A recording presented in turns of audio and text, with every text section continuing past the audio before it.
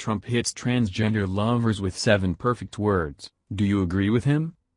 When President Donald Trump announced the transgender military ban, liberals went ape.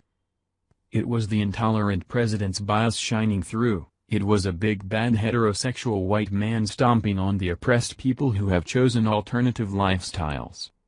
It was further evidence that Donald Trump isn't fit to lead a nation with progressive values and that he's just making arbitrary rules simply because he's a bigot.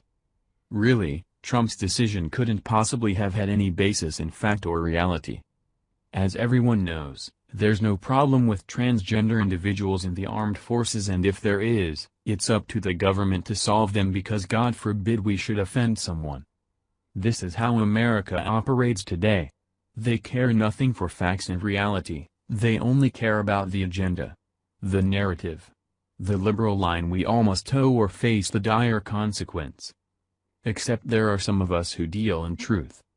So, when Trump decided to reply to those who slammed his decision concerning transgenders and the military, we wanted to know what he actually said. Not what the liberal press quoted.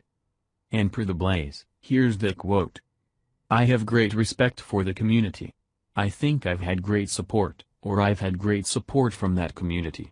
I got a lot of votes. It's been a very complicated issue for the military, it's been a very confusing issue for the military, and I think I'm doing the military a great favor." Lest we forget what Trump wrote in a series of tweets last July, this has always been about military effectiveness. Plain and simple.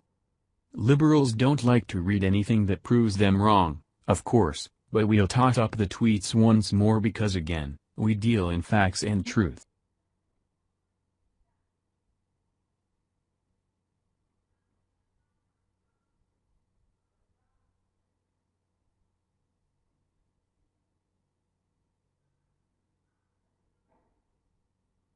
Prior to the president's ruling, the Army, Navy, Marines and Air Force all requested a 6-month delay for enlisting transgenders. Know why? Because it wasn't working. It was causing far too many problems, all of which are undoubtedly the fault of intolerant military bosses, according to leftists, and that's the harsh bottom line.